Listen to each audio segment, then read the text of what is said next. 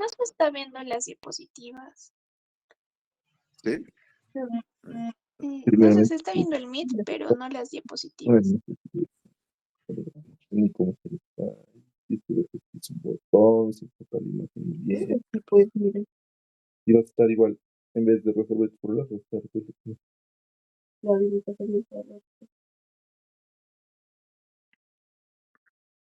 no se ve bien el foto, no sé.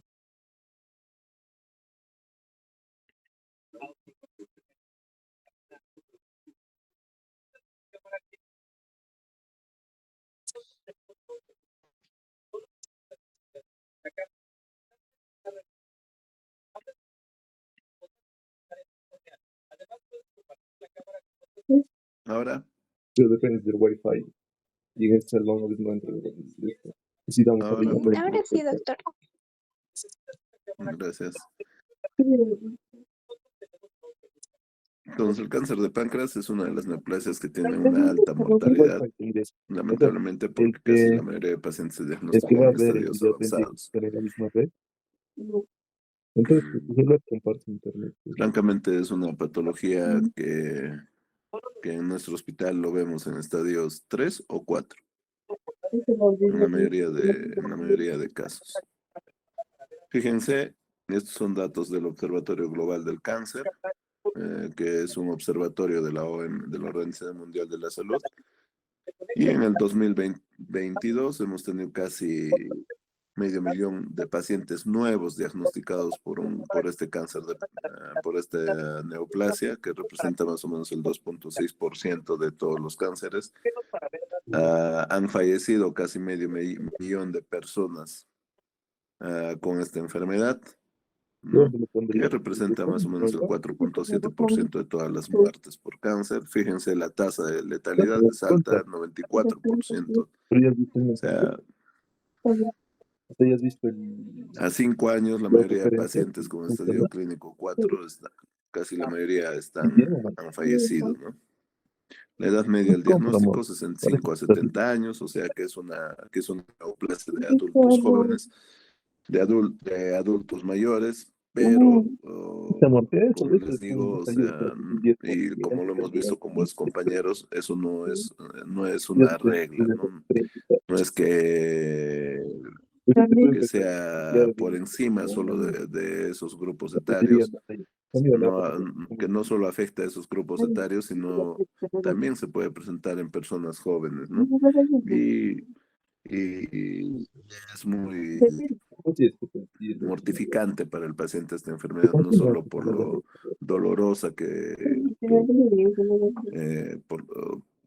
por los intensos dolores que el paciente tiene, sobre todo cuando está en estadios avanzados, sino la frustración al tener respuestas cortas a los tratamientos oncológicos o a otros tratamientos que tenemos eh, eh, de terapias modernas, ¿no? Es ligeramente más frecuente en los hombres, pero esta ventaja no es descollante, como ustedes pueden ver. Hay una mayor incidencia en países desarrollados y la mortalidad es más alta, sobre todo en Europa del Este y el Asia Central, ¿no? Sobre todo por el acceso al diagnóstico. Hay algunas tendencias, sobre todo que hay un incremento de este cáncer en las mujeres y esto está relacionado con el tabaquismo y la obesidad. Está además decirles que el tabaco no solo produce cáncer de pulmón, ¿no? También es factor de riesgo para el cáncer de páncreas. Y la obesidad, ustedes saben que la grasa depositada crónicamente en nuestro cuerpo a la larga se convierte es un factor de inflamación crónica, pues, ¿no? Y la inflamación crónica produce alteración en las células, produce atipia celular. Esa atipia celular que no es controlada adecuadamente por nuestro sistema inmunitario puede hacer que células alteradas empiecen a sobrevivir y no son sometidas a apoptosis. Entonces esas células pueden derivar con el tiempo en un adenocarcinoma, en este caso, que es el tipo histológico más frecuente en este tipo de tumores. ¿No? Fíjense que para el año 2040 se proyecta que esta va a ser la segunda causa de muerte por cáncer. Esto es por múltiples factores, ¿no? Sobre todo en países desarrollados. Fíjense, entre los factores de riesgo, el tabaco, ¿no?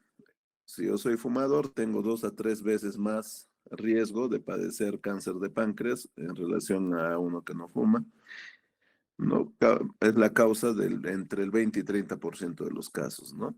El tabaco. La obesidad, ¿no? Y, definida por índices de masa corporal superiores a 30 o iguales a 30, casi es el doble de riesgo para tener este tipo de neoplasias. Sobre todo el tipo histológico asociado a obesidad es el adenocarcinoma ductal, ¿no? Pacientes que han hecho un reciente debut de diabetes mellitus tipo 2, hay que tener cuidado, hay que hacerles un control ecográfico para ver cómo está el páncreas. No voy a hacer que sea una manifestación de la propia neoplasia. Tienen el doble de riesgo de padecer cáncer de páncreas, ¿no? Y sobre todo, fíjense, el riesgo es mayor en los primeros 3 años tras haber sido diagnosticado de diabetes mellitus. O sea, si ustedes tienen en vuestro entorno familiar pacientes que han sido recientemente diagnosticados de diabetes, mucho ojo. Hay que hacerle mínimo, hay que hacerle una ecografía, sino una tomografía, ¿no? Una tomografía sin contraste, yo creo que sobre y basta para, para determinar si hay alguna lesión en cabeza o en cola de páncreas. En cabeza de páncreas se asientan el 70% de las lesiones y en cuerpo o cola el 30%. Pacientes que sufren de pancreatitis crónica, fíjense, es bastante variable, pero obviamente se eleva el riesgo de padecer cáncer de páncreas de un 5 a 15 veces más, ¿no? Posibilidades de tener esta neoplasia. Pacientes con antecedentes familiares, 2 a 10 veces, 2 a 10 veces. Fíjense, el 5 a 10% de los cánceres de páncreas son hereditarios y sobre todo está relacionado a mutaciones como el BRCA2, el PALB2 o mutaciones en las quinasas dependientes de ciclina del N2A, ¿no? Una dieta rica en grasas y carnes procesadas. Ustedes saben que la dieta del habitante andino en general ha virado enormemente, pues, ¿no? Con la occidentalización.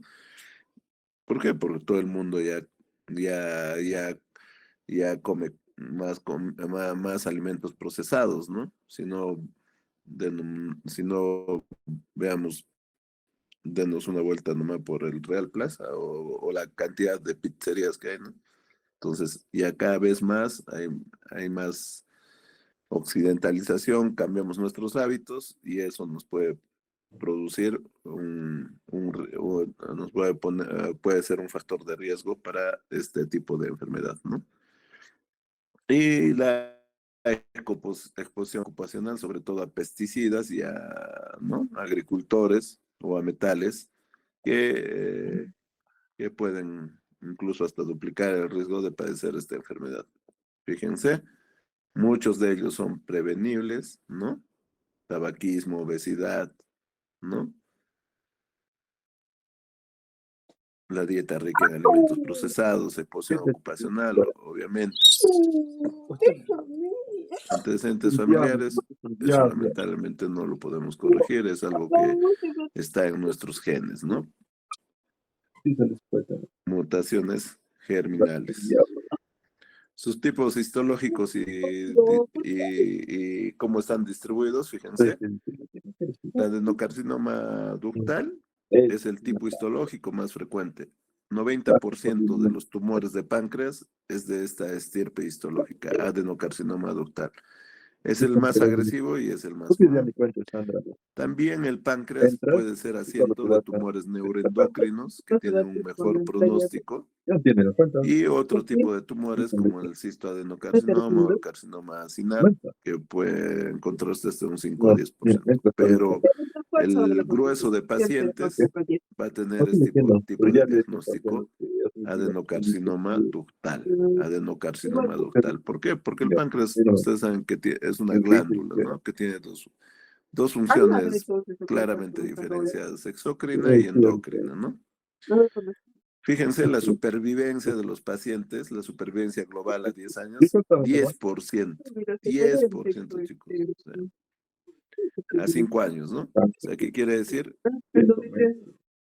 Si yo he diagnosticado este año en el seguro 10 pacientes con cáncer de páncreas, en 5 años solo uno va a estar vivo. Está bien, como que le imprimas. Alta letalidad, ¿no? 90% de muerte. Sí, es que cuando hago movimientos raros.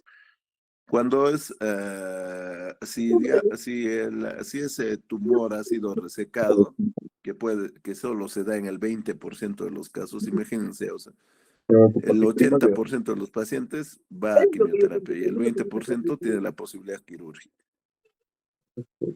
De todos los pacientes que han sido operados, que han sido resecados que han sido resecados o se ha realizado la exéresis de la lesión, solo el 20 al 30% están vivos a 5 años. Y de los pacientes en estadio clínico avanzado, que sería el estadio clínico 4, fíjense, la supervivencia es de 6 a 12 meses, chicos, de 6 a 12 El de meses. arriba, La media, la mitad, el 50% de los pacientes se va a morir a los 6 meses. ¿No? Como les digo, es frustrante a veces tratar este tipo de pacientes. Y obviamente la cirugía no es cualquier cirugía, pues es una cirugía que seguro ustedes la han escuchado, que se conoce como Whipple. Hay que hacer una Whipple. A todos los pacientes con tumores en páncreas hay que hacer una Whipple. Y obviamente el posoperatorio, el manejo posoperatorio también es delicado y es de sumo cuidado. No más datos que creo que ya ha quedado claro. Algunos desafíos que hay que tener en cuenta en cuanto a esta enfermedad. Uno es el diagnóstico tardío, ¿no? El diagnóstico tardío. 80% de los casos son inoperables al diagnóstico. O sea, la mayoría, como les digo, de pacientes vienen en estadios 3 o 4, ¿no? O hay un compromiso vascular. Generalmente el compromiso vascular hace que este tipo de tumores sea irresecable, sobre todo de la arteria o vena mesentérica superior.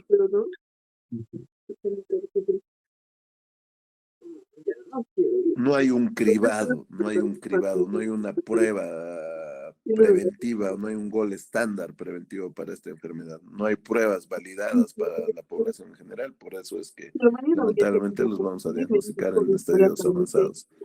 Steve Jobs ha sido uno de los que ha sufrido esta patología y ha muerto por esta enfermedad. Tenía cáncer de páncreas, chicos. Lesiones premalignas del líder, ¿verdad? Y obviamente no hay muchos avances terapéuticos. Decirles que generalmente hasta ahorita lo que usamos es quimioterapia, ¿no? Cirugía, quimioterapia, en algunos casos radioterapia, funciona mucho. Y el cuadro clínico va a depender de dónde está localizado el tumor, porque es diferente cuando está localizado en cabeza de páncreas, en cuerpo o en cola, ¿no? Del 1 al 4, También va a depender si ha infiltrado estructuras vecinas y si hay metástasis. La mayoría presenta metástasis en el hígado. Y obviamente ustedes saben que el hígado tiene una cubierta que es muy sensible, ¿no? Que se llama cápsula de Gleason. Y al aumentar la presión dentro del hígado, esta se refleja en esa cápsula y produce dolor, ¿no? y obviamente también las lesiones metastásicas. Cuando los tumores están ubicados en la cabeza del páncreas, fíjense, la mayor parte de los tumores se localizan en la cabeza de páncreas, chicos, en la cabeza. Hago eso y ya 70% casi de los tumores cabeza de páncreas, mientras que en el cuerpo y la cola, un 20 a 30%. y luego ya solo netamente. Como está en la cabeza del páncreas, ustedes saben anatómicamente que por ahí pasa pues el árbol biliar, ¿no? Entonces, lo que va a producir es una ictericia obstructiva indolora. Entonces, ¿por qué vienen los pacientes? Generalmente los pacientes no vienen por dolor, porque se automedican, ¿no? Me duele, tomo mi paracetamol, estoy bajando de peso, tomo, sigo tomando mi paracetamol, sigo. En la farmacia incluso vas y si ustedes se percatan, impunemente el personal técnico que no tiene ningún conocimiento más de lo que ha aprendido en la farmacia, les receta, pues, ¿no? Les recetan opioides, recetan antibióticos a diestra y siniestra, ¿no? Y obviamente el peruano, como es bastante ahorrador, va combatiendo su dolor crónico a punta de paracetamol o tramadol, ¿no? Entonces, pero cuando un día se despierta y se ve amarillo, eso sí le asusta, ¿no? Entonces viene corriendo a las 12 de la noche a la emergencia con un cuadro de ictericia. más o menos hay y me enfoco más Entonces, ¿desde cuándo le duele? Hace 3 meses, ¿no? Pero desde hoy día estoy amarillo, ¿no? Esa es la historia de los pacientes. Llega tarde. Entonces, hay una ictericia obstructiva indolora, no hay dolor en el 90% de los casos, ¿no? Entonces, al haber esta ictericia obstructiva va a haber coluria, orinas oscuras, va a haber acolia, eso ya no es que son las heces pálidas, va a haber prurito, ¿no? Producto de la acumulación de la bilirrubina en la piel, y hay un signo que es el de Courvoisier-Terrier, que no es más que la vesícula hidrópica que se hace palpable, ¿no? Debido a la acumulación de la bilis retrógradamente. Hay un dolor abdominal que es en un 40-70%. El dolor es francamente intenso, lleva de 8 a 10 generalmente, que es otra de las causas por lo cual los pacientes vienen, ¿no? Un dolor epigástrico irradiado a la espalda, a veces en cinturón, y que empeora con el decúbito y sobre todo al comer, ¿no? Otro síntoma característico de este tipo de pacientes es la pérdida de peso, ¿no? Hay una pérdida de peso franca, como les duele al comer, dejan de comer, pues, ¿no? Entonces, y al margen que las células neoplásicas tienen una alta demanda de energía. Y si yo no como, las células tienen que obtener esa energía de tu cuerpo. Entonces, ¿de dónde? La grasita, ¿no? La grasita empieza a catabolizarse. Una vez que se ha terminado la grasita, los músculos empiezan a catabolizarse, ¿no? Entonces los pacientes empiezan a perder peso y tienen una caquexia tumoral. Fíjense, los pacientes diagnosticados recientes de diabetes, no son pocos, ¿eh? Miren, del 25 al 50% de los diabéticos puede tener esta enfermedad. Esto dependiendo obviamente del área geográfica, ¿no? Los tumores de cuerpo y cola, ustedes saben que hay un poco más de distensión, ¿no? Más sensibilidad de estos tumores en estas localizaciones. Va a haber dolor abdominal intenso, que es el principal síntoma por el que acuden. Esto es por una invasión del plexo celíaco o por la presencia de trombosis venosa esplénica, ¿no? Hay una rápida pérdida de peso, que es más marcada que en los tumores de cabeza de páncreas.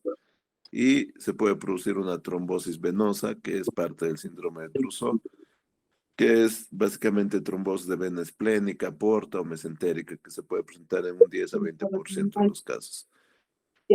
Metástasis hepáticas precoces es más frecuente que en los tumores de cabeza de páncreas, ¿no?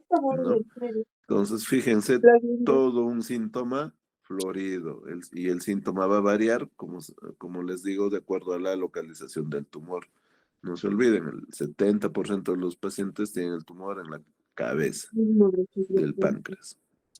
¿Hay síntomas inespecíficos? Sí, sobre todo en inicios, ¿no? Sobre todo al inicio de la enfermedad. A veces dispepsia, se confunde con gastritis, ¿no? Náuseas, hay una saciedad temprana, entonces le hacen una endoscopía y a veces no hay buena experiencia realizando las endoscopías, no me percato de una compresión extrínseca, etcétera. O a veces la lesión es muy pequeña, entonces no produce ninguna sintomatología, ¿no? O se puede presentar como una pancreatitis aguda recurrente, hasta un 5% de los casos.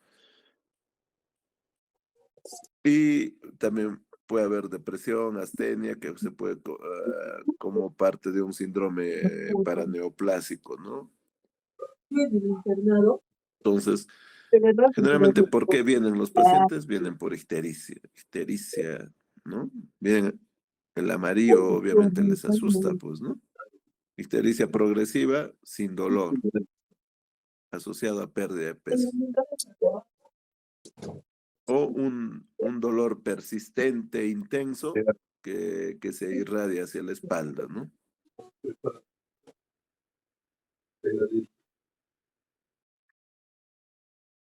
Tenemos que tener cuidado con los pacientes diabéticos recientemente diagnosticados. ¿Por qué? Porque ellos tienen mayores probabilidades de que puedan padecer esta enfermedad. La presencia de trombosis venosa profunda, especialmente esplásnica, nos puede hacer pensar en esta neoplasia.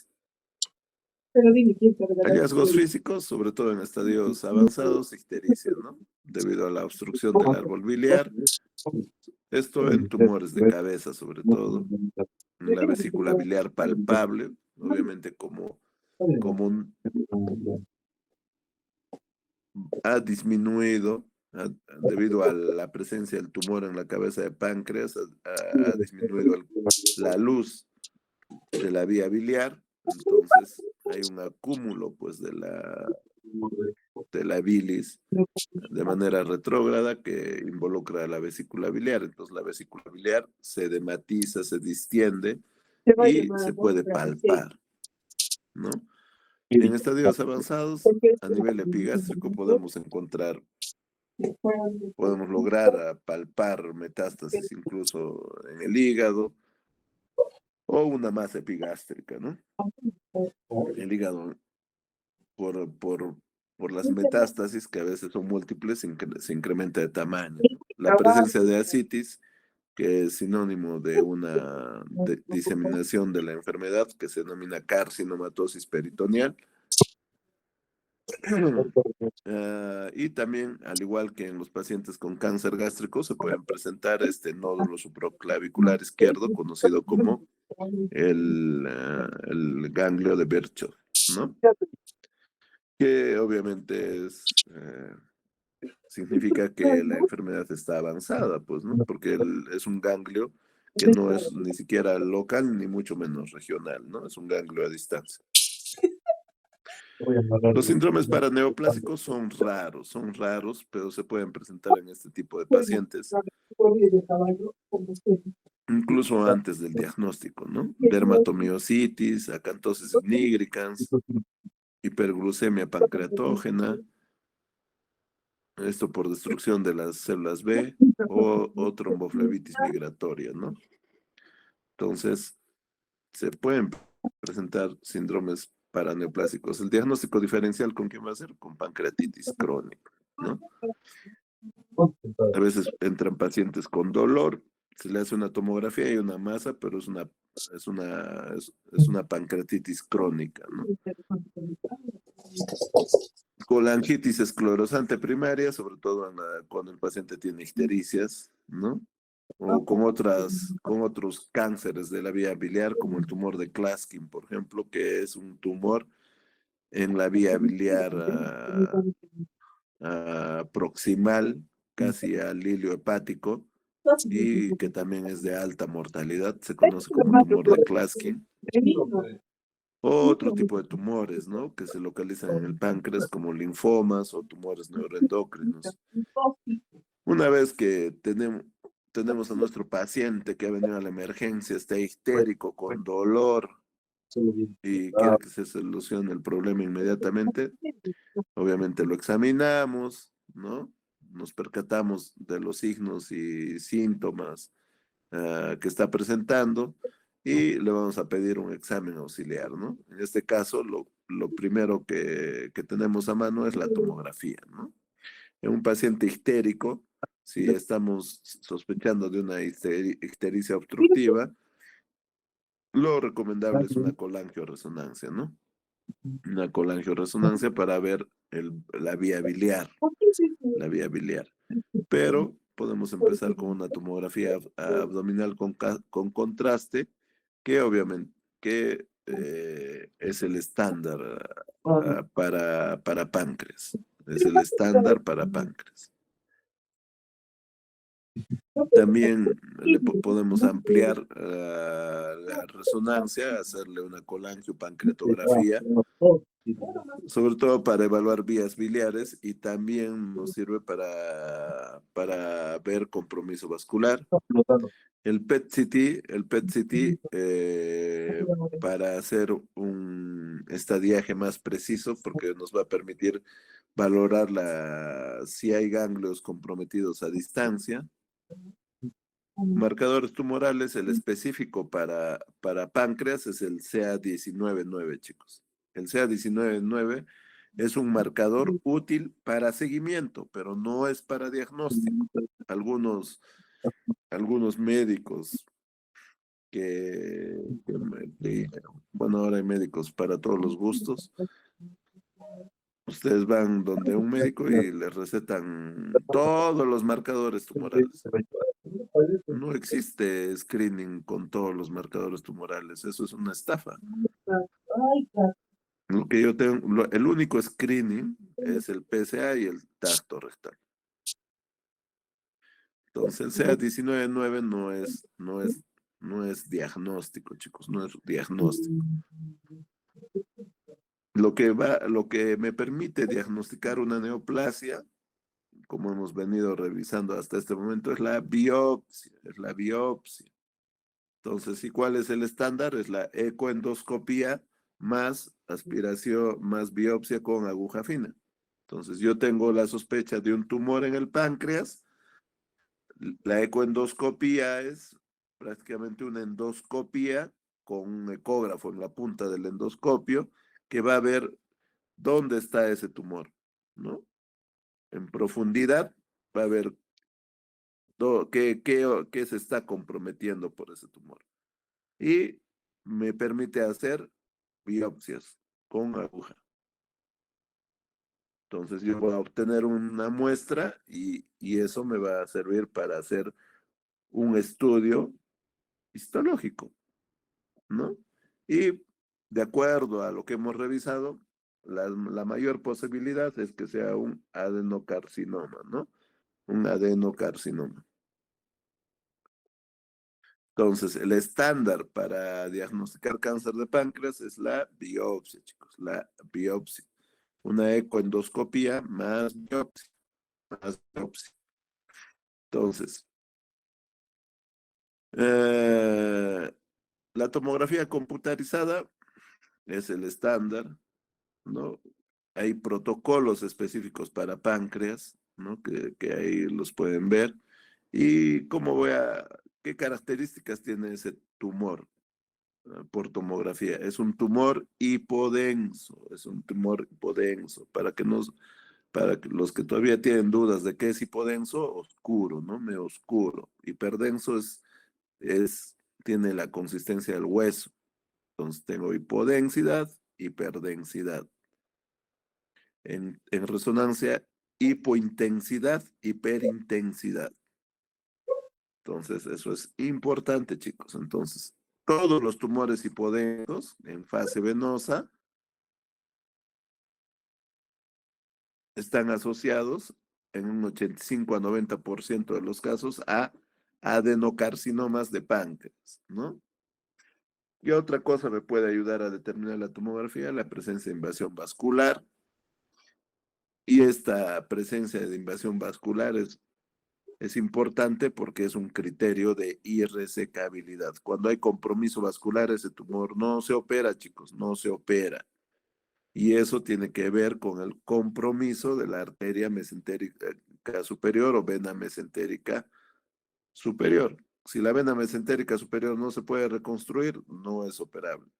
Si hay un compromiso, si el tumor está rodeando más de 180 grados, en más de 180 grados, la arteria mesentérica, tampoco no se puede operar. Tampoco no se puede operar porque muy probable esté infiltrado, ¿no? O al momento de hacer la cirugía, lo voy a desgarrar y el paciente va a morir desangrado, ¿no? Otro criterio de irresecabilidad, obviamente, la tomografía también me permite identificar metástasis hepáticas o metástasis mesentéricas, que también son criterios de irresecabilidad. Fíjense cómo es la disposición del páncreas, es un órgano retroperitoneal, ¿no es cierto? Eso ya lo saben, ¿no? 70% de los tumores está localizado en la cabeza, en el cuello y en y en la cola, o en el cuerpo y en la cola. El resto, ¿no? Casi un 20 a 30%, chicos. Entonces, el mayor asiento, si hay un tumor en la cabeza, fíjense cuán próximo está la vía biliar, ¿no? La porción distal del colédoco, sobre todo, además de la desembocadura de Wirsum. Entonces, se comprime la vía biliar y retrógradamente se va a acumular la bilis y obviamente el paciente va a venir histérico con la vesícula hidrópica, etc. ¿No? Algunas imágenes. Fíjense esta imagen donde hay una hipodensidad en la cabeza de páncreas. Acá se nota, es menos notorio porque hay una hipodensidad. Este es el páncreas, fíjense. Acá está la cola y acá en la cola hay una hipodensidad. Hay una hipodensidad, ¿no? Al igual que acá. También en la cola hay una hipodensidad. ¿Cómo de cuenta que es páncreas? Por el vaso, porque fíjense, acá está el vaso. Y la cola siempre apunta hacia el vaso. Acá, por ejemplo, por acá debe estar el vaso y acá está el páncreas, ¿no? Claramente se ve la lesión tumoral, y, al igual que acá, ¿no? Una lesión importante.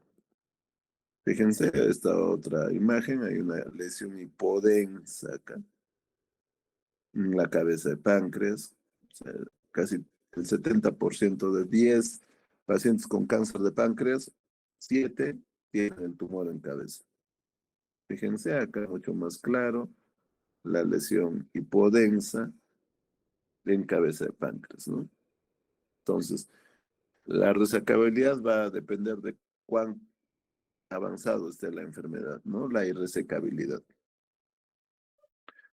Entonces, la resonancia está indicado cuando el paciente tiene una ictericia obstructiva o tiene alguna alergia al contraste iodado de la tomografía. Y la resonancia tiene una mejor evaluación de vías, evaluar de mejor manera las vías biliares, pues, ¿no?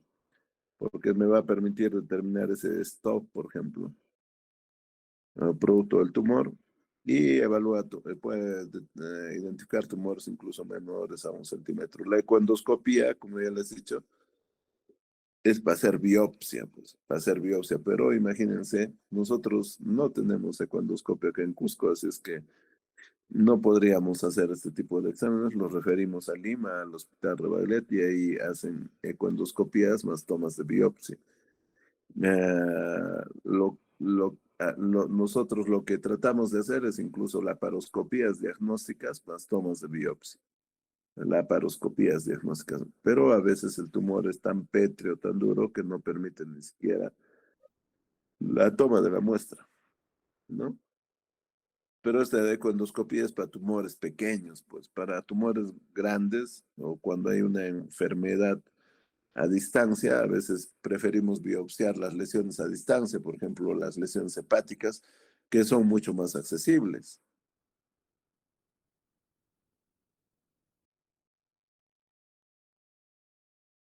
Lo bueno de la ecoendoscopía es que me permite biopsiar, obtener muestras múltiples, ¿no? El PET-CT, cuando hay sospecha de metástasis ocultas, sobre todo ganglios, ¿no? A distancia.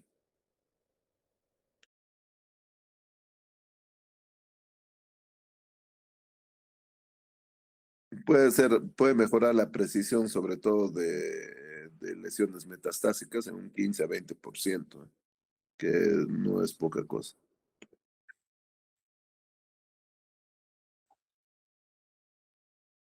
Factores, el dolor intenso sugiere que la enfermedad ya está avanzada, pues que hay una invasión retroperitoneal. La pérdida de peso también está asociada a una menor supervivencia. Obviamente, si uno pierde peso, de por medio está la pérdida de proteínas. Y la pérdida de proteínas no solo es perder masa muscular, sino también ustedes saben que a nivel del flujo sanguíneo hay una serie de proteínas que si están disminuidas, como por ejemplo la albúmina, hace que los medicamentos sean mucho más tóxicos, ¿no? La trombosis venosa esplásnica, obviamente, habla de un mayor riesgo de progresión de la enfermedad, ¿no? Y, es, y este es un punto clave: menos del 20% de los casos son resecables, chicos, menos del 20%, o sea, muy pocos pacientes van a tener esa oportunidad de cura, ¿no? A través de una cirugía. Menos del 20%, o sea, es poco.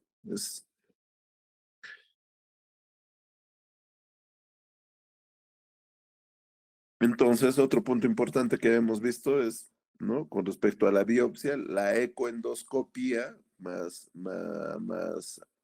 aspiración con aguja fina es el gold estándar, chicos.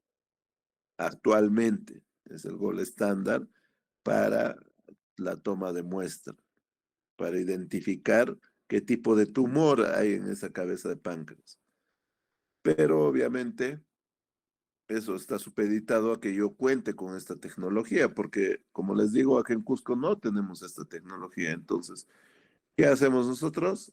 Laparoscopías diagnósticas, ya les he dicho, que obviamente es mucho más gasto para la institución, porque para una laparoscopía diagnóstica yo tengo que abrir la barriga o tengo que utilizar mucho más recursos que para una ecoendoscopía, ¿no? Porque sala de operaciones, del tiempo de los cirujanos, los equipos, etcétera, etcétera, etcétera.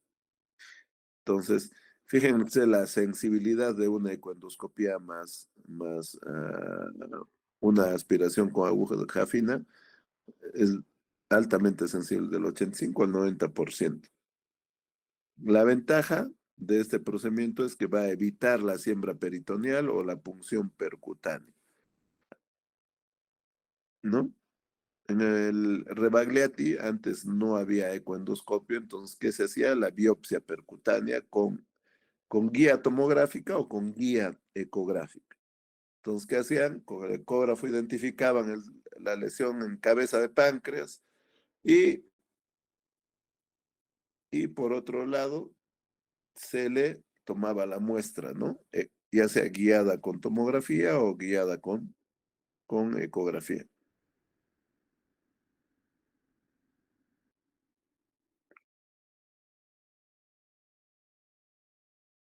como les decía, muchas veces ni siquiera tomamos muestras del primario, o sea, de la cabeza del páncreas o cualquier zona del páncreas donde esté localizado el tumor, sino también de las metástasis, pues en este caso hepáticas, ¿no?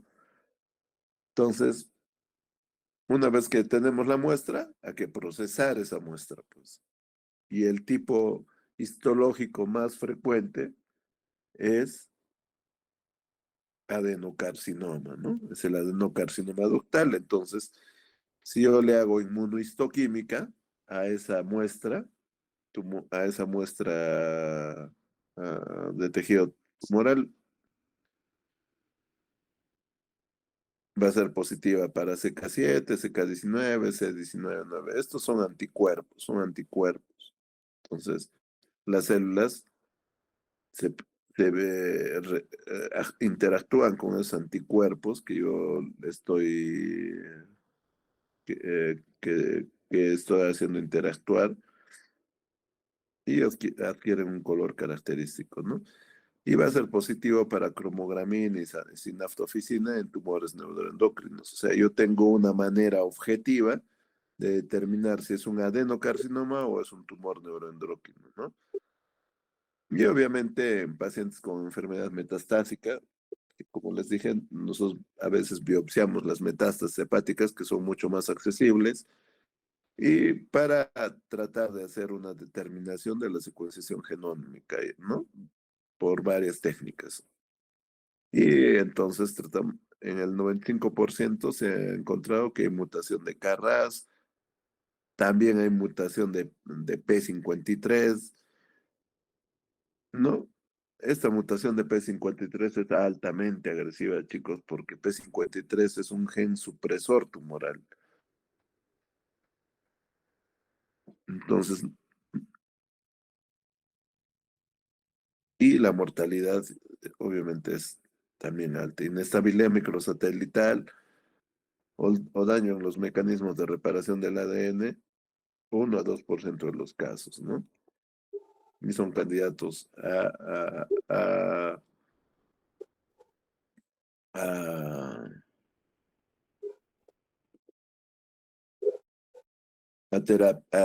terapia, a inmunoterapia, ¿no? Fíjense la resecabilidad de los tumores son resecables cuando no hay afectación arterial, sobre todo de la arteria mesentérica superior, o cuando no hay afectación del tronco celíaco, o cuando va a ser posible una reconstrucción de la vena mesentérica superior, etc. Cuando no hay metástasis a distancia, pues si toda la lesión está localizada solo en el páncreas, si es un tumor pequeño, obviamente, y no hay metástasis a distancia, obviamente ese tumor es resecable, pues, ¿no? Es resecable.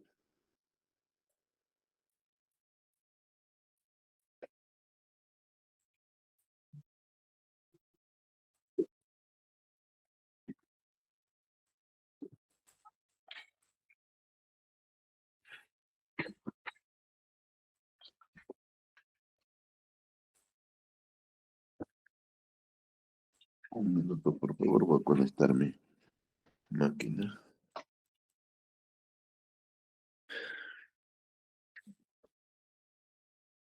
A veces cuando el tumor está rodeando a la arteria en menos de 180 grados, o hay un compromiso venoso con alguna posibilidad de resección, entonces se dice que esos tumores son borderline resecables y a veces es mejor darles un tratamiento neoadyuvante, o sea, tratar de reducir un poco el tumor para que en una segunda etapa sea operado el paciente.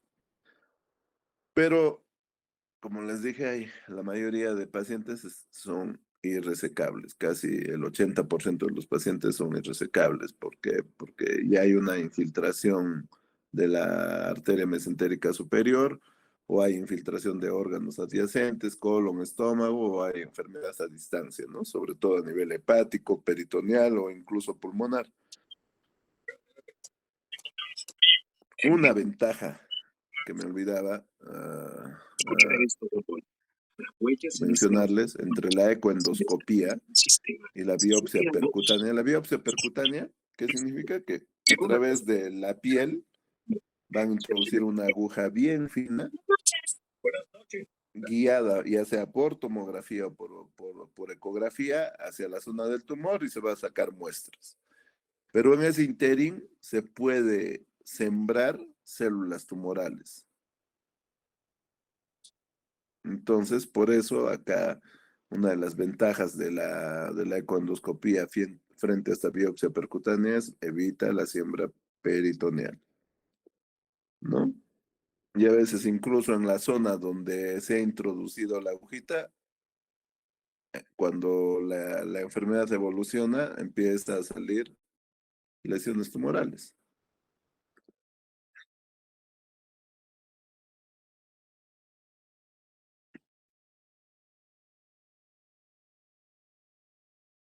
Ah, el diagnóstico precoz de cáncer de páncreas sobre todo está dirigido a poblaciones de alto riesgo y esas poblaciones de alto riesgo está dado por la vigilancia de pacientes que tienen síndromes hereditarios.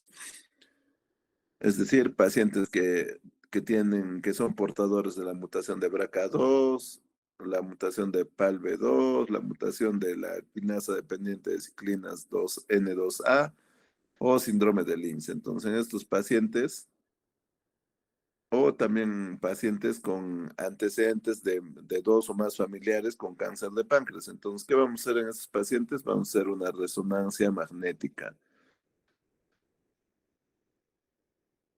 anual a partir de los 50 años. O una ecoendoscopía incluso. O 10 años antes del caso más joven en la familia, ¿no? O sea, si tengo un familiar de 45 años, a los 35 años tendría que hacerme yo. ¿Hay biomarcadores que están en investigación? Sí. Dosar ADN tumoral circulante, ¿no? ADN tumoral circulante. Entonces, ¿qué? Le tomo una muestra al paciente y voy a detectar la presencia de ADN tumoral circulante. Entonces, y puedo determinar mutaciones en esa toma de muestra, como por ejemplo las mutaciones de Carras. Entonces, todavía esto es ya una realidad, pero todavía no se ha protocolizado. O las biopsias líquidas, ¿no? Entonces, de qué va a depender nuestra conducta terapéutica, en realidad de lo que ustedes ya conocen como estadiaje, ¿no? ¿Cómo lo voy a estadiar? Con tomografía, ¿no? TNM, tamaño del tumor, ganglios comprometidos y metástasis a distancia, ¿no? Extensión del primario, ¿no? T1, un tumor de 2 o menos centímetros, limitado al páncreas, T2 de 2 a 4, T3 mayor a 4, ¿no? T4 invasión de arterias mayores, etc. Entonces el N1 no hay ganglios comprometidos, o N0, N1, 1 a 3 ganglios y N2 más de 4 ganglios comprometidos. Y el M, si hay metástasis o no hay metástasis, ¿no? Entonces, voy a mi tablita y ahí voy a hacer. ¿Cuándo es un estadio clínico 0? ¿Cuándo es un 1A, 1B, 2A, 2B, 3, 4? ¿No? Obviamente 4 es cuando hay metástasis a distancia. Entonces, ¿por qué es importante el estadiaje en todas las enfermedades? Porque de acuerdo al estadio clínico yo voy a definir el tratamiento del paciente, ¿no? Estadio 1A, el paciente va a ser sometido a una Whipple probablemente, ¿no? Fíjense, la supervivencia a 5 años, siendo 1A, siendo un estadio precoz, la supervivencia es de 30 a 40%. O sea, de 1B, 20 a 30%, y así a medida que voy aumentando en estadio clínico, va disminuyendo mi supervivencia. Estadio clínico 4, supervivencia a 5 años, 2%, chicos, 2%. Tiene una alta letalidad. En estadios tempranos, yo voy a hacer cirugía. En estadios un poco avanzados, los pacientes recibirán una quimioterapia de refuerzo a la cirugía, ¿no? Y obviamente en estadios localmente avanzados, de repente podemos, como en el estadio clínico 3, se puede intentar una terapia neoadyuvante más una reevaluación quirúrgica, ¿no? Si es que se puede. Porque fíjense, la supervivencia es de 3 a 6%, o sea, casi los pacientes fallecen.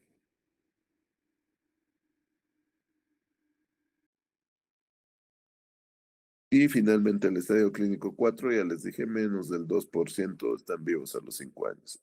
Y en este escenario de enfermedad avanzada es donde entramos a tallar en cuanto a su tratamiento, sobre todo, los oncólogos clínicos, tratamientos, si los pacientes en estadio clínico 4 significa que la enfermedad está diseminada como tal. La enfermedad es una enfermedad sistémica y como tal necesita un tratamiento sistémico, ¿no?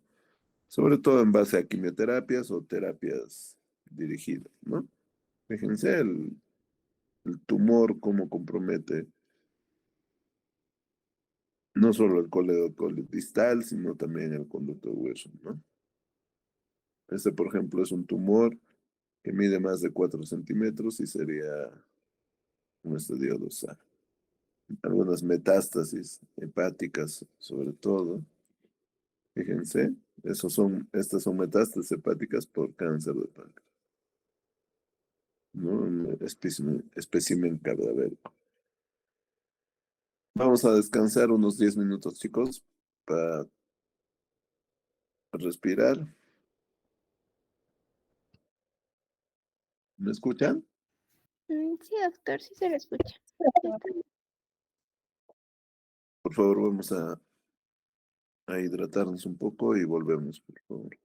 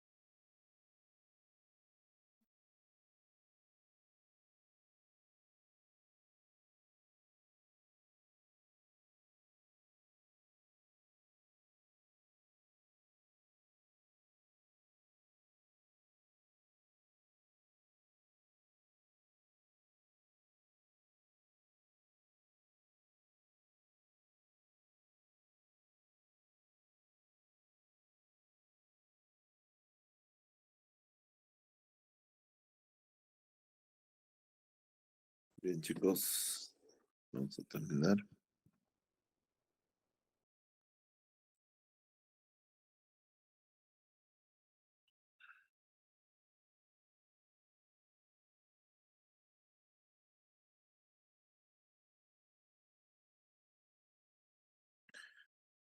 Entonces, ya saben que los estadios 1, 2 y 3 probablemente tengan una chance quirúrgica, pero el estadio 4 Doctor, no va a escucha, tener. sacando la pantalla. Ah, ya, ya, De- la pantalla, la pantalla.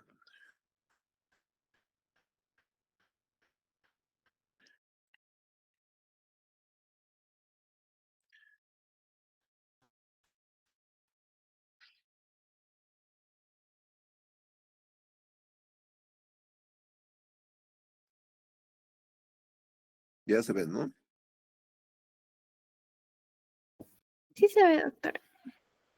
Entonces el estadio clínico 4 no va a tener chances quirúrgicas y como les dije, va a un tratamiento sistémico porque significa que la enfermedad se ha diseminado, ¿no? Órganos a distancias, hígado, pulmón, etcétera. Su sobrevida es muy pobre, menos del 2% está vivo a los 5 años.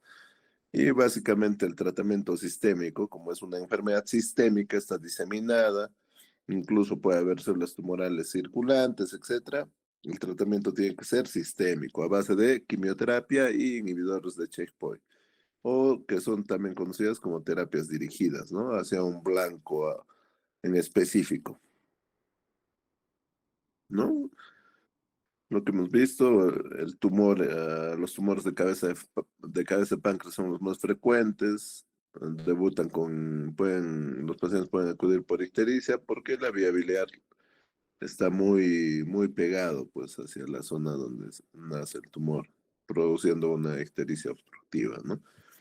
Son lesiones por cáncer de páncreas en el hígado, fíjense, así se ve, necróticas, ¿no? Necróticas, sangrantes, ¿no? Fíjense estas lesiones metastásicas en ambos lóbulos,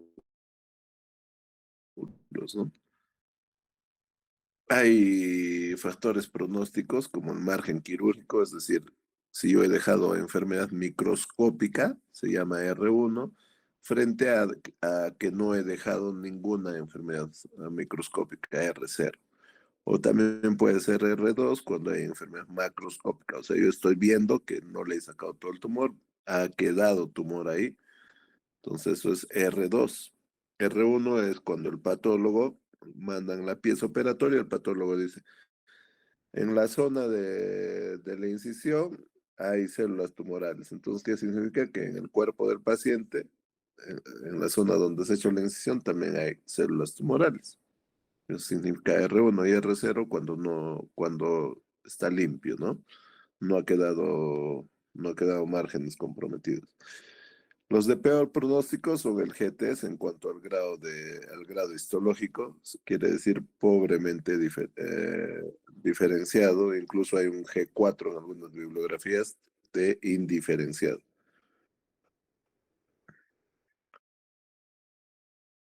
Si el CA19 es mayor a 100 en el postquirúrgico, el riesgo de recaída es alto. Y lo otro es las biomarcaciones, ¿no?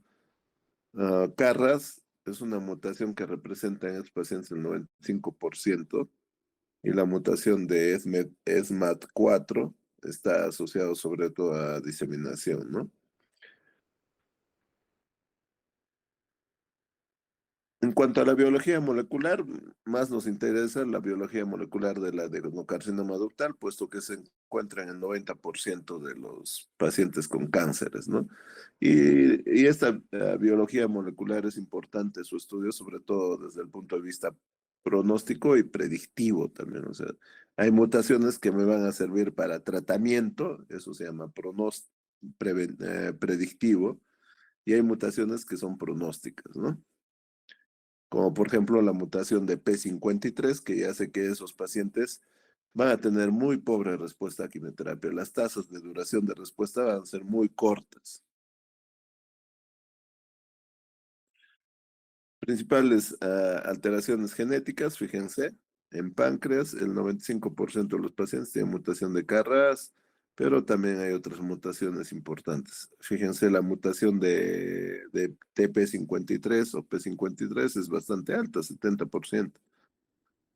Y P53 obviamente es un gen supresor tumoral que hace que a las células alteradas las hace inducir a apoptosis, pero si esta está mutada, no se va a producir apoptosis, destrucción celular de células alteradas, entonces va a haber una inestabilidad genómica y obviamente va a haber una proliferación celular.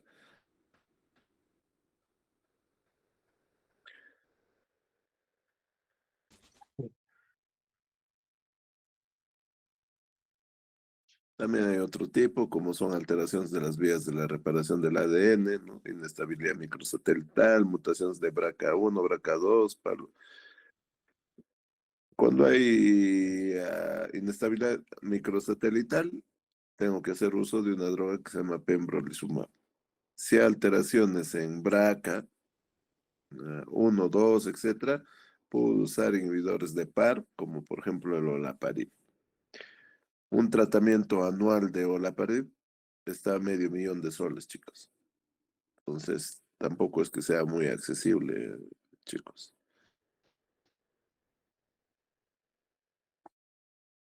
El adenocarcinoma de páncreas, en cuanto al tumor, se caracteriza por un estroma denso.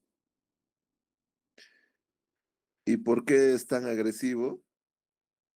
Porque ese estroma denso lo hace resistente a los medicamentos. Además que hay una infiltración de células T reguladoras y de macrófagos y que inmunosuprimen al paciente y también ah,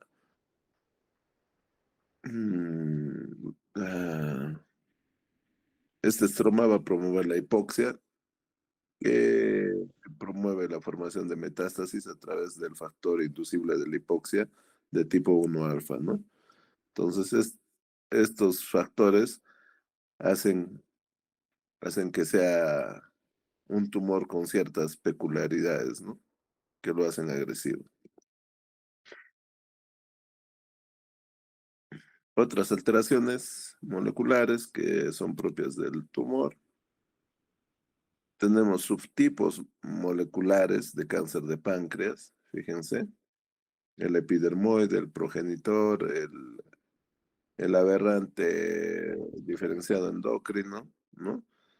Entonces, ¿qué tienen características propias, ya sea en cuanto a respuesta a tratamiento o alteraciones genéticas, ¿no? Por ejemplo, el progenitor es sensible a folfirinox. Este epidermoide es el más agresivo, ¿no? Por eso es resistente a quimioterapia. Hay algunos medicamentos que están en investigación para páncreas, sobre todo este sotorasib, que se está usando en pacientes con mutación de Carras, ah, codón G12C, ¿no? Ya, y la droga ya está incluso aprobado desde el año pasado, este sotorasib. Lo usamos en ha llegado cercano, pero no funcionó, la verdad. La paciente se falleció antes de que incluso tomara el medicamento, ¿no? Hay otras terapias dirigidas, como inhibidores de MEG, como el trametinib, ¿no? Y también, como ya indiqué, en caso de inestabilidad microsatelital alta, vamos a utilizar inmunoterapia como pembrolizumab, ¿no?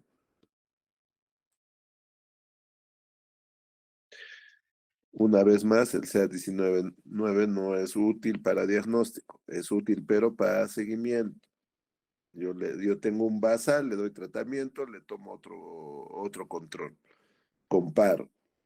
Ah, está bajando el marcador tumoral. Quiere decir que mi tratamiento está haciendo bien.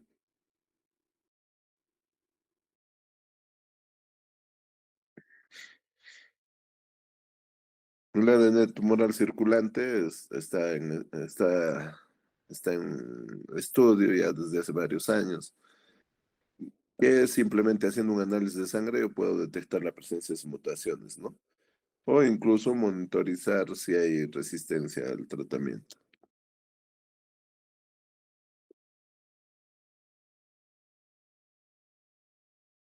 Bueno, acá se movió la diapositiva.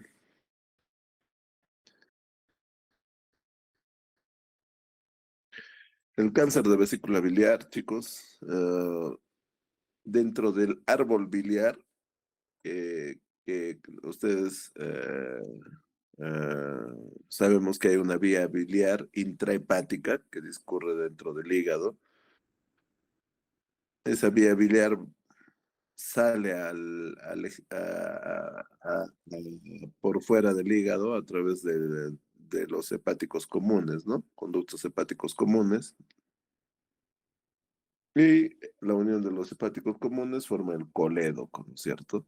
Entonces sería las vías biliares intrahepáticas y las vías biliares extrahepáticas, donde también se encuentra la vesícula biliar. Entonces,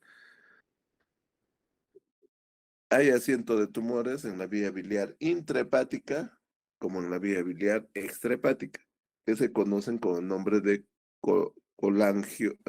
colangiocarcinomas, ¿no? Hay colangiocarcinomas de la vía biliar intrahepático, que se conocen como colangiocarcinomas intrahepáticos y como colangiocarcinomas extrahepáticos. O sea, si su asiento es en los hepáticos comunes, si su asiento es en el colédoco, etc. Ah, y dentro de este tipo de tumores de la vía biliar, el más frecuente es el cáncer de vesícula biliar. El cáncer de vesícula biliar sí es relativamente frecuente en nuestro medio y también es consecuencia de patologías detectadas a tiempo y que el paciente lo deja muchas veces pasar, como por ejemplo los pólipos biliares, ¿no? O los pólipos vesiculares de la vesícula biliar, que obviamente a veces no se le da la importancia y no son extraídos, pues, y estos pólipos pueden terminar transformándose en tejido neoplásico a la larga. En cuanto a la epidemiología y los factores de riesgo, es 1 a 2% de todos los cánceres, ¿no? Es, no es tan alto. Es más frecuente en mujeres que en varones y hay regiones donde hay una alta incidencia. Chile, India y el Japón, ¿no? Factores de riesgo, la litiasis biliar. Litiasis, fíjense, presente en el 75 a 90% de los casos. Los pacientes a veces, por sus temores, por sus creencias, no quieren operarse pues, de cálculos biliares. Esa no predisposición a operarse hace que convivan con su cálculo y con su dolor.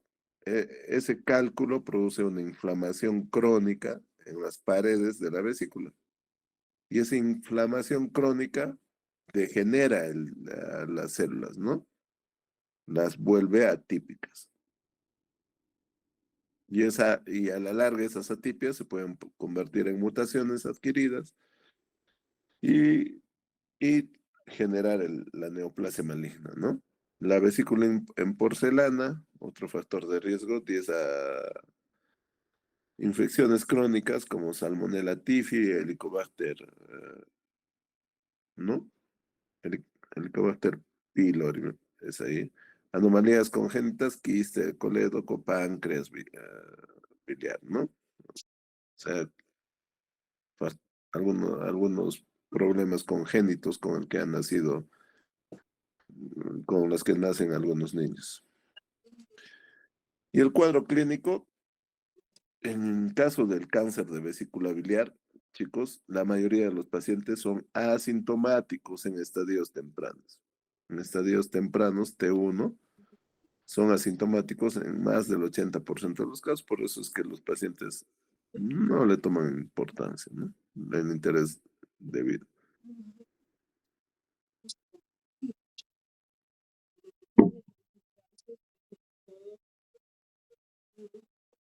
En los estadios localmente avanzados, T2, T3, ya aparece una tríada clásica, casi en el 50% de los casos, dolor en hipocondrio derecho, una masa abdominal palpable, ictericia obstructiva, y también pueden presentarse síntomas constitucionales como pérdida de peso, astenia. En estadios avanzados, ¿no? La vesícula palpable, ¿no?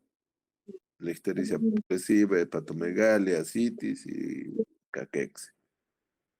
Entonces, varía según el tamaño del tumor, pues, ¿no? Como les decía, en estadios tempranos, la mayoría son asintomáticos.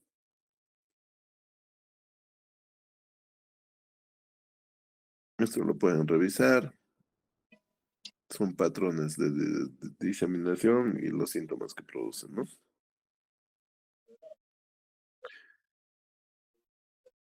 Por ejemplo, el dolor epigástrico irradiado a la escápula. Esto es por invasión del lecho hepático, ¿no?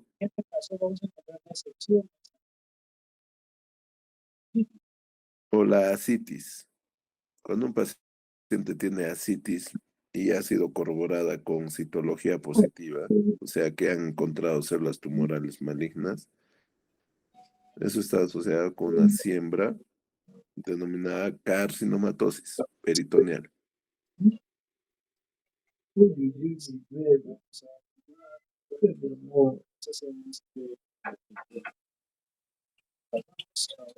Este es un signo que ya lo habíamos aprendido en páncreas, el signo de Courvoisier, que se puede presentar hasta el 30%, que no es más que la vesícula palpable.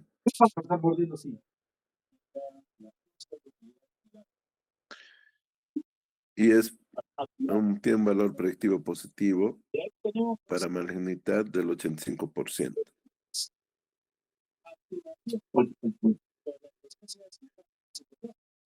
O el signo de Murphy, oncológico, que es dolor a la palpación del hipocondrio derecho sin fiebre, ¿no? Y la tríada de Trussell, tromboflebitis, ictericia, colestásica y caquexia.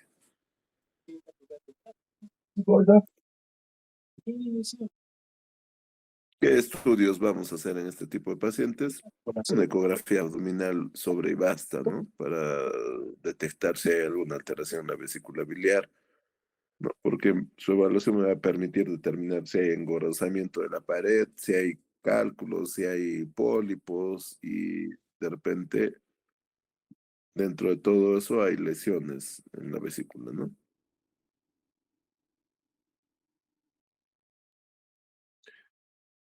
Y si yo con la ecografía he determinado que hay una lesión, yo voy a ampliar ese examen con una tomografía, ¿no? Abdominopélvica y ver hasta dónde se ha dado la extensión de la enfermedad.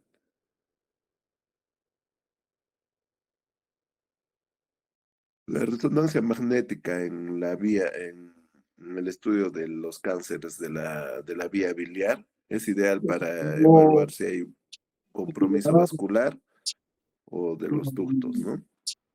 Y el PET-CT, que sirve como un reestadiaje. Puede reestadiar a los pacientes en un 20 a 30%, con referencia de la tomografía, pues, obviamente, ¿no?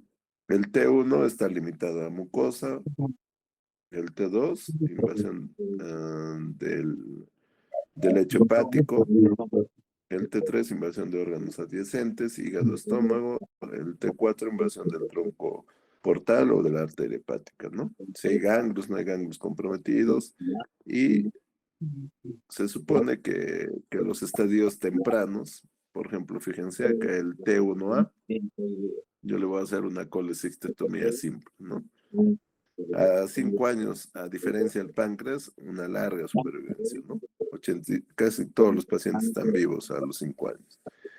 Si el estadio es un T1B o un T2, también tiene esa chance quirúrgica, ¿no? Y tiene una sobrevida medianamente alta. T3, no, ya no solo es colecistectomía, sino es hepatectomía extendida más resección de órganos adyacentes, ¿no? No es muy alta su supervivencia, 10 a 20% de los casos.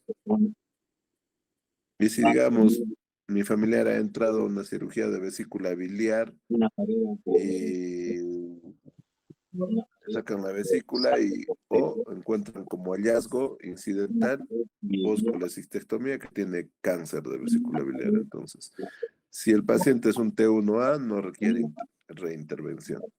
Pero a partir del T1B en adelante, todas necesitan reoperación, sobre todo para extraer los ganglios linfáticos. E incluso la resección hepática. Entonces, el tratamiento de este tipo de patologías, si está localizada la enfermedad, es cirugía. Si está avanzada la enfermedad, chicos, tratamiento sistémico, tratamiento sistémico. Avanzada, estadio clínico 4. De repente yo le puedo dar neoadyuvancia, pero en los estadios clínicos 3, para en una segunda fase tratar de llevarlo a la cirugía, ¿no? Son esquemas que la verdad solo los pongo de referencia, porque cuando ya sean oncólogos, algunos de ustedes seguro lo van a revisar con mayor precisión. Solo decirles que fíjense en cáncer de páncreas, ¿no? En la adyuvancia hay un esquema que se llama cisplatino-gencitabina, al igual que el avanzado, ¿no? Cisplatino-gencitabina, que, que por muchos años se ha mantenido como un estándar histórico.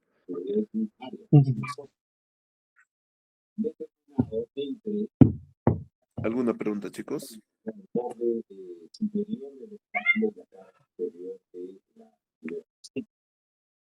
Como ustedes ven, el estudio de la vía biliar es importante. Son tumores que sí se ven. Cáncer de vesícula biliar es mucho más frecuente en nuestro medio que en relación a cáncer de páncreas, pero también es frustrante, chicos. Es frustrante tratar pacientes con cáncer de vesícula biliar porque por lo complejo de la anatomía a ese nivel y las complicaciones que tienen los pacientes con estadios avanzados, ¿no?, de la enfermedad.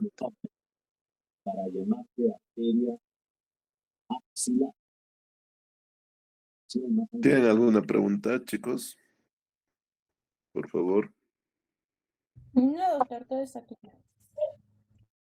Ya, chicos. Pero, doctor. Estadio clínico 4, ya saben, chicos, que no se opera, chicos, no se opera, por favor, no se opera. A veces los colegas no son muy éticos, entonces, a ver, vamos a entrar por un caso, ¿no? Abren la barriga y cierran la barriga, ¿no? Okay. Y para evitar ese procedimiento, mejor es una tomografía y vemos hasta dónde se ha extendido el tumor. Es un tumor localizado, se opera. Es un tumor localmente avanzado, o sea, es un tumor un poco más grande que de repente está tratando de comprometer alguna estructura vecina. De repente es mejor darle un poco de tratamiento quimioterapéutico y después, en un segundo momento, operarlo, ¿no? Pero, como ustedes han visto, es un poco frustrante, sobre todo por lo agresivo que es este tipo de neoplasias. Es altamente agresivo, chicos. Y así es que a cambiar nuestros hábitos, chicos, a cambiar nuestros hábitos. Menos comida chatarra, menos tabaco, más ejercicio, más ejercicio. Cuídense, chicos, nos vemos. Gracias, doctor. Buenas Gracias, noches. doctor. Buenas noches. Cuídense, chicos, buenas noches.